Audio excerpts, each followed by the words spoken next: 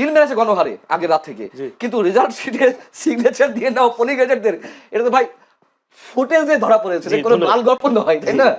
সংস্কার বিচার বিভাগ সংস্কার কমিশনের একজন সদস্য আর একজন ঐতিহাসিক ব্যক্তি, যে ইতিহাসে যার নাম জড়িয়ে আছে, বিচারক মাজদার হোসেন সাহেব, কিন্তু ওপেন বললেন যে এই 18 মাসে কিছুই করা হয়নি, ইচ্ছা করলে সরকার অনেক কিছু করতে পারত। জুলাই সনদ বিষয়টা পাশ করবার জন্য হোক, জুলাই সনদ বাস্তবায়নের জন্য গণভোটের একটা আয়োজন হয়েছে এবং গণভোটে হাঁ জয়যুক্ত হয়েছে এবং দেখা গেছে সেখানে 60.something মানুষ ভোট দিয়েছে গণভোটে, সেখানে হাঁ জয়যুক্ত হয়েছে। এখন আগামীকাল যদিও বলি শপথ গ্রহণ অনুষ্ঠান, সেক্ষেত্রে নিম্নকক্ষ গঠিতই হয়ে যাচ্ছে।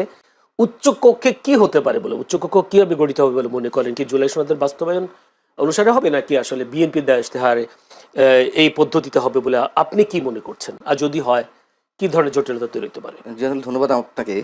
আমার মনে হয় রাজ্জাকি ভাই দিয়ে শুরু করলে ভালো হতো, যোগ্য মানুষ, লয়ার মানুষ। যাই হোক, প্রশ্ন এখন করেছেন, দেখুন গণভোটটাই আমার কাছে বিতর্কিত, এটা নিয়ে অনেক কথাবার্তা হচ্ছে এবং এই গণভোট অনুষ্ঠানের মধ্য দিয়ে নতুন বিতর্কের সৃষ্টি হয়েছে যে গণভোটে মানুষ ভোট দিল বেশি আর সংসদ নির্বাচনে মানুষের ভোট প্রদানের হার কম, অর্থাৎ গণভোটে ভোট পড়েছে 60.26% আর সংসদ নির্বাচনে ভোট পড়েছে 59.44%, যেটা আপনি নিজেই উল্লেখ করেছেন। গণভোটের প্রতি মানুষ এত আকৃষ্ট হয়ে গেল, যেখানে গণভোটে হ্যাঁ দিবে নাকি না দিবে, যেখানে 84 প্রস্তাবের বিপরীতে 48টি প্রশ্ন ছিল, 48টি প্রশ্নের কে কনসাইজ করে 4টিতে নিয়ে আসা হয়েছে এবং একবারে আপনাকে হ্যাঁ না বলতে হবে। এই যে তুমুল বিতর্ক, এই বিতর্কের মধ্য দিয়ে আবার সেখানে ভোট প্রদানের হার বেশি, মানুষ যেখানে কনফিউজিং যথেষ্ট পরিমাণ করে। আপনি বুকে হাত দিয়ে বলুন তো, আপনি ভালো করে বুঝেন কিনা যে কটা প্রস্তাব দেওয়া হয়েছে, যে প্রশ্ন আপনি বুকে, আমি বুঝি না ভাই, আমি নিজে সহজ সরল ভাষায় কথা বলছি, আমি বুঝি না। অক্ষর জ্ঞান তো কিছু আছে, শিক্ষিত না হই, অক্ষর জ্ঞান তো আছে, তাই না? আমি তো বুঝি না, অনেস্টলি স্পিকিং। সেখানে গণভোটের সব হ্যাঁ না কেউ কেউ দিয়ে দিল, আর যেখানে বিএনপি গণভোটের তো সাইলেন্ট ছিল, হ্যাঁ না এর ক্ষেত্রে সাইলেন্ট ছিল, শুধু সমালোচনা এড়ানোর জায়গা থেকে তারেক রহমান একবার বলেছেন, আমার যদি ভুল না হয়ে থাকে নির্বাচনের প্রচারণায়, একদিন বলেছেন হায়ের পক্ষে ভোট দিন। আর টোটাল বিএনপি কি আসলে কেমন ছিল, হ্যাঁ নাকি না? না, তারা তো এই গণভোটের এই যে জুলাই সনদ প্রস্তাব, আইনি ভিত্তি ইত্যাদি ইত্যাদি, এগুলো নিয়ে তো ফ্রম দ্য বিগিনিং তাদের আপত্তি। তারপর দেখা যাচ্ছে যে জনগণকে হয়তো কেউ কেউ কোনো কোনো বিশেষ শক্তি ভুলভাল বোঝাতে পারে, ও তোমরা সংস্কারের পক্ষে না। আচ্ছা, সংস্কারের পক্ষে না, সংস্কারের পক্ষে তো আমরা সবাই। সংস্কার তো একটি চলমান প্রক্রিয়া। আজকে আমার পার্সোনাল একটি পডকাস্ট আছে, আপনি জানেন, সেখানে বিচারক মাজদার হোসেন সাহেবকে আমি ইনভাইট করেছিলাম। উনি তো সংস্কার কমিশনের সদস্য ছিলেন, উনি তো ফুললি ডিসঅ্যাপয়েন্টেড। সংস্কার বিচার বিভাগ সংস্কার কমিশনের একজন সদস্য আর একজন ঐতিহাসিক ব্যক্তি, যে ইতিহাসে যার নাম জড়িয়ে আছে, বিচারক মাজদার হোসেন সাহেব, কিন্তু ওপেন বললেন যে এই 18 মাসে কিছুই করা হয়নি, ইচ্ছা করলে সরকার অনেক কিছু করতে পারত, আমাদের আশা ছিল ইন্টারিম গভর্নমেন্ট অনেক কিছু করবে, কিচ্ছু না। যে সেখানে আইন উপদেষ্টা বিচারকদের উপরে চোখ রাঙান, আইন উপদেষ্টা ইনডিরেক্টলি নির্দেশ দেন, এটাই কি সংস্কার? অতএব এই যে সংস্কারের প্রস্তাব, এই যে জুলাই সনদ আর সরকারের ইচ্ছা বা সরকারের যে ভরকেন্দ্রগুলো বা সরকারের বিহাইন্ড দ্য স্ক্রিন যারা সরকার চালিয়েছে, তাদের মধ্যে সংস্কার নিয়ে নানান ধরনের জটিলতা আছে। আচ্ছা, আমি মূল প্রশ্ন আছে উত্তরে, সেটি হচ্ছে আমাকে একটু বোঝান, এই যে উচ্চকক্ষ নিম্নকক্ষ খুব ভালো প্রস্তাব, প্রধানমন্ত্রীর মেয়াদ 10 বছর বেশি থাকবে না একজনের ক্ষেত্রে, খুব ভালো প্রস্তাব, রাষ্ট্রপতি প্রধানমন্ত্রীর ভারসাম্যের মানে ক্ষমতার ভারসাম্য হবে, খুবই ভালো প্রস্তাব। কিন্তু এই যে গণভোটটার কি প্রয়োজন ছিল? আমি প্রথমে বলেছি এটি সংবিধান সম্মত নয়। দ্বিতীয় কথা হচ্ছে 2/3 ব্রুট মেজরিটি নিয়ে বিএনপি এখন ক্ষমতায়। এর আগে সংবিধান সংস্কার হয়েছে না? হয়েছে তো। এর আগে তো নানান আইনের সংস্কার হয়েছে, নতুন নতুন আইন প্রণয়ন হয়েছে, তার জন্য গণভোট প্রয়োজন আছে? আচ্ছা, এই 2/3 সংখ্যাগরিষ্ঠতা নিয়ে তো সংস্কার প্রস্তাব বিএনপি যা ইচ্ছা করতেই পারে। এই যে সংবিধান সংস্কার পরিষদ, এটি কেন, কোন উদ্ভট চিন্তা থেকে এটি এলো? এবং একই সঙ্গে প্রশ্ন, এটি দাবি তো মূলত এনসিপি এবং জামায়াতে ইসলামী ছিল, তাই না?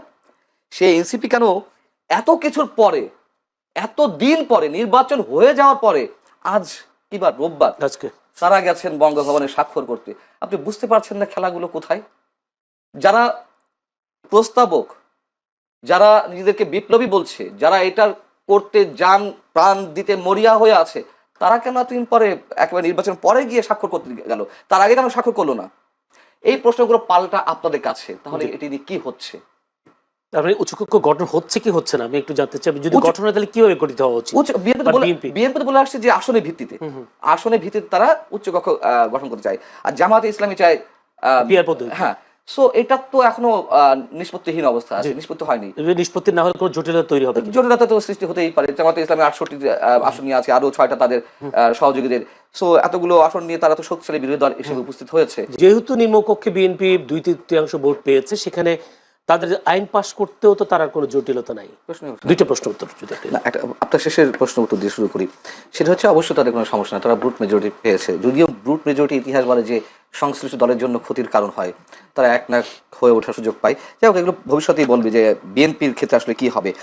এবং আইন প্রণয়নের ক্ষেত্রে কিছু করার নেই। হয়তো জামাত ইসলামী, এনসিপি যে 2-1 জন সদস্য বা স্বতন্ত্র বা অন্যান্য দলে যারা আছে তারা একটু হইচই করতে পারবে, কিন্তু বিএনপি যা ইচ্ছা তাই করতে পারবে। আর উচ্চকক্ষের ক্ষেত্রে আপনি বললেন যে জটিলতা, সেটাও পুরনো প্রশ্নটা বোধহয় ঘুরে ফিরে এলো যে জটিলতা একটা সৃষ্টি হবে। আমি জটিলতা এই জন্য বলছি, আচ্ছা জটিলতা হওয়ার তো দরকার, ওখানেও তো তারা বেশিরভাগ আসন পাবে উচ্চকক্ষে। হ্যাঁ, বিএনপি ওখানে তো উচ্চকক্ষ, যদি যদি একেবারে পিয়ার পদ্ধতিতেও হয়, তো সেই ক্ষেত্রে আইন পাশ করার ক্ষেত্রে তো তেমন কোনো জটিলতা তৈরি হবে বলে মনে হয় না আমার মতে। তো সেই ক্ষেত্রেও বা বিএনপি কেন রাজি হবে না? বলে রাজি হবে না এই কারণে তাদের রিপ্রেজেন্টেটিভ কম যাচ্ছে, যদি ভোটের হিসেবে হয়। ভোটের হিসেবে পিয়ার পদ্ধতি হলেও তো ওনাদের আসন বেশি থাকছে তো না, যদি বেশি থাকছে আর পিয়ার আর জনগণের ভোটের রেশিওতে যদি হয় তাহলে তাদের প্রতিনিধিত্ব কম যাবে উচ্চকক্ষে। এটাই, সো এই কারণে তারা ওইটা চাচ্ছে। এই কারণে আচ্ছা, তারা যখন এই দাবিটি তোলে খুব ভালোভাবেই তারা নিশ্চয়ই হিসেব নিকেশ করেই কথা বলেছিল যে আওয়ামী লীগ যে নির্বাচনে আসতে পারবে না বা একেবারে বাদ হয়ে যাবে, তারা কিন্তু এই হিসাবটা মাথায় নিয়ে বলেনি। তারা আওয়ামী লীগ আসতে পারে, আওয়ামী লীগ আসলে একটা কন্টেস্ট হবে, হ্যাঁ, সেক্ষেত্রে আওয়ামী লীগের ভোট কম নয়। এবং একটু দেখা গেছে 2008 পর্যন্ত মানে পার্সেন্টেজে আওয়ামী লীগ সবসময় এগিয়ে ছিল, 35 থেকে 40% মধ্যে দুই দলেরই, বাট বিএনপির চেয়ে আওয়ামী লীগ অনেক বেশি আসন পেয়েছে। যাই হোক, এই জন্য সংসদে মানে সংসদের নিম্নকক্ষে যদি হয়ে থাকে তার ভিত্তিতে বা আসনের ভিত্তিতে তারা এটা চাইছিল।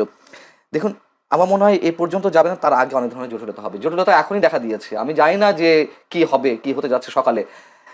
আমরা তো সবসময় সংশয় প্রকাশ করি, সংশয় প্রকাশ করাটাই আমাদের কাজ, প্রশ্ন তৈরি করাটাই সাংবাদিকদের কাজ। আশাবাদী নয় কেন আপনারা, সংশয়বাদী কেন? না, এখন তো শোনা যাচ্ছে যে বিএনপি তো বলছে যে এটা তো সংবিধানে নেই, সাংবিধানিক সংস্থা পরিষদ বলে আবার কি আছে, সালাউদ্দিন আহমেদ বলেছেন।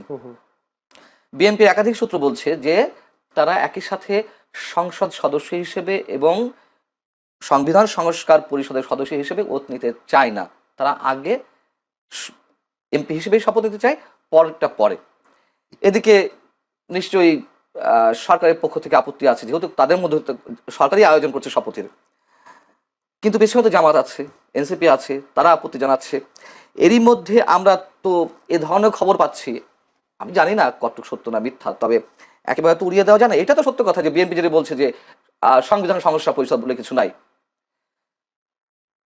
অতএব ঝামেলা হচ্ছে। কি খবরটা পাচ্ছেন সেটা খবর পাচ্ছেন ঝামেলা কিছু একটা হচ্ছে, সেই ঝামেলাটা কোথায় গিয়ে দাঁড়াবে এটা বুঝতে পারছি। আমরা তো বলেছিলাম, আপনারা এখানেও বলেছি যে আমি মনে করি না ডক্টর মোহাম্মদ ইউনূসের অধীনে কোনো নিরপেক্ষ নির্বাচন হতে পারে। আমি মনে করি না যে, এখনো বলছি, মানে এই কয়েকদিন আগে এসে বলেছিলাম যে নির্বাচন হবে কিনা, যথেষ্ট কনফিউজড, যথেষ্ট নির্বাচন হয়েছে। আবার এই কথাই বলেছিলাম যে আমাদের ধারণা যেন, আমাদের সংশয় যেন মিথ্যা প্রমাণিত হয়, এই কথাও বলেছিলাম। তার কারণ এই গভর্নমেন্টের কোনো কাজের প্রতি আমার কোনো আস্থা যায় না। ঐতিহাসিক নির্বাচন তো হয়েছে, এটা তো অস্বীকার করতে পারেন। ইতিহাস বলতে পারেন, সন্ধ্যার ভোট, মানে আমি না এগুলার বিতর্ক সৃষ্টি করতে চাচ্ছি না। যেহেতু আপনি বলেছেন ঐতিহাসিক হয়েছে, আওয়ামী লীগের সময় দিনের ভোট রাত 10টা থেকে শুরু হয়েছিল, আগের রাত 10টা থেকে, আর এই ভোট এই 2026 12 ফেব্রুয়ারি ভোট আগের দিন সন্ধ্যা থেকে শুরু হয়েছে, সেদিক থেকে ঐতিহাসিক। আওয়ামী লীগের মতো একটি দল নেই, সেদিক থেকে ঐতিহাসিক। এই ভোটটা আরো এগিয়ে আগের দিন রাতে কিন্তু সন্ধ্যা থেকে আওয়ামী লীগের জন্য লাভ হয়েছে। আওয়ামী লীগকে আমরা যে কারণে অপবাদ দিয়ে আসছি, কেন শুরু হয়েছে বলে আপনি জানেন না? আপনি ফুটেজ দেখেননি? ব্যালট পেপার খোলা, ওই গণভোটের ব্যালট পেপার সামনে দেখা যাচ্ছে সন্ধ্যা থেকে, ওপেন ব্যালট বাক্সের উপরে, তারপরে আপনার রেজাল্ট শিটে সিগনেচার নিয়ে। আওয়ামী লীগের সময় এটি ঘটেনি, সিল মেরেছে গণহারে আগের রাত থেকে, কিন্তু রেজাল্ট শিটে সিগনেচার দিয়ে নাও পোলিং এজেন্টদের, এটা তো ভাই ফুটেজে ধরা পড়েছে, জি, কোনো ধন্যবাদ। লাল গল্প নয়, তাই না? জি, জি। তো আপনি সেদিক থেকে ঐতিহাসিক, হ্যাঁ, নানান কারণ ঐতিহাসিক, এবং ঐতিহাসিক আরো একদিক থেকে পৃথিবীর ইতিহাসে কোনো নির্বাচন পাবেন না, নট অনলি বাংলাদেশ, পৃথিবীর ইতিহাসে কোথাও নয় যে একটা নির্বাচনের আগের রাত পর্যন্ত মানুষ কনফিউজিং অবস্থা থাকে এই নির্বাচন হবে কিনা। হবে কিনা। আচ্ছা, আমরা তা দেখলামও বিএনপি ক্ষমতা এসে আওয়ামী লীগের রাজনীতি করার পথ সহজ হয়ে গেল কেমনটা মনে হচ্ছে। এই জন্য বলছি যে বিভিন্ন জায়গায় আওয়ামী লীগের কার্যালয়গুলো খোলা হচ্ছে, খুলে দিচ্ছে, জয় বাংলা স্লোগান দিচ্ছে, এবং বিএনপির নেতারা গিয়ে গিয়ে খুলেও দিচ্ছে এরকম। তাহলে কি বিএনপি ক্ষমতা আসার কারণে আওয়ামী লীগের রাজনীতি করার পথটা সহজ হয়ে গেল কিনা? খুব স্বাভাবিক, খুব স্বাভাবিক, যেটি রাজাকে ভাই বলেছেন, সেই কারণে আওয়ামী লীগ খুশি। অন্তত রাজাকে ভাইয়ের এই পর্বের এই বক্তব্যে আমি সম্পূর্ণ একমত। সবাই খুশি, আমরা সবাই রাজা। এখন বিষয় হচ্ছে যে শুধু আওয়ামী লীগ, বিএনপি বা যার যার জায়গা থেকে খুশি তা না। দেখুন, এটি বাস্তবতা। বাংলাদেশের মানুষ যে দলই করুক না কেন, আমি সবসময় একটি কথা বলি, 80 থেকে 90% মানুষ মুক্তিযুদ্ধের চেতনায় বিশ্বাসী। সেই মানুষগুলোও খুশি। মানুষের মধ্যে তো একটা আতঙ্ক ছিল, একটা আশঙ্কা ছিল, অথবা আর একটা অংশের মধ্যে আশাবাদ ছিল জামাত ক্ষমতায় চলে আসছে। ম্যাটিকুলাস ডিজাইন দিয়ে হোক, সেটা ইঞ্জিনিয়ারিং করে হোক বা মেকানিজম করে হোক, জামাত ক্ষমতায় চলে, অথবা ভোটের মাধ্যমে, মনে করেন যে কোনো কোনো একটা অংশ তারা বলছে ভোটের মাধ্যমে জামাত চলে আসবে, তারা ঠিকই বলছিল, আবার আতঙ্কও ছিল। আপনি নিশ্চয়ই, আমি আর কাউকে না দিয়ে উদাহরণ না দিই, আমি তো একজন সিটিজেন হিসেবে, একজন সাধারণ মানুষ হিসেবে আমি তো চাই স্বাধীনতা বিরোধী কোনো শক্তি ক্ষমতায় না আসুক। হ্যাঁ, সেদিক থেকে আমিও খুশি, অন্তত এই জায়গা থেকে। গুড, আমি- সেটাই তো বলছি, জি ভাই, সবাই খুশি। এটা তো বলতে হবে। তার কারণ এই যে স্বাধীনতা 54 বছর পর এসে এখনো এই যে এনসিপি, আমি সব নেতাদের কথা বলছি না, এনসিপির বিশাল একটা বিশেষ একটা অংশ অথবা জামাতের একটা অংশ, তারা মুক্তিযুদ্ধকে যেভাবে খাটো করেছে, এটা তো মেনে নেওয়া যায় না। এবং 18 মাস, জয়নুল আপনি বলুন, নিজেকে আদালতের কাঠগড়ায় দাঁড় করেন, মনে করেন যে সাক্ষ্য দেন, আপনি কি নিশ্চিন্তে থাকতে পেরেছেন? মানুষের জীবনের নাভিশ্বাস উঠেছে নিরাপত্তার দিক থেকে। নতুন যে মবতন্ত্র কায়েম হয়েছিল, যে মানে কখন কে মবের শিকার হবে কেউ বলতে পারছিল না, এবং এইগুলো কে ঘটিয়েছে? সবাই মিলেমিশে ঘটিয়েছে। জামাত ঘটিয়েছে, বিএনপি লোকেরা ঘটিয়েছে, এনসিপি এখন ঘটিয়েছে। কি আশা করেন সামনে মতন্ত্র হবে কি হবে না? কি আশা? কমবে তো বটেই, তো কমবে বটেই, মানে একেবারে যে বন্ধ হয়ে যাবে রাতে তা না, তবে অবশ্যই কমবে এবং একটা সময় বন্ধও হবে, এটুকু আশা করি। এবং তারেক রহমান যে আশাবাদ মানুষের মনে জাগাচ্ছে, মানে আমি তো প্রথমে বলেছি, ব্রুট মেজরিটি অবশ্যই খারাপ দৃষ্টান্ত হয়ে আছে যুগে যুগে। এবারও যে খারাপ হবে না তা বলা যায় না, তবে আমরা আশা করতে পারি।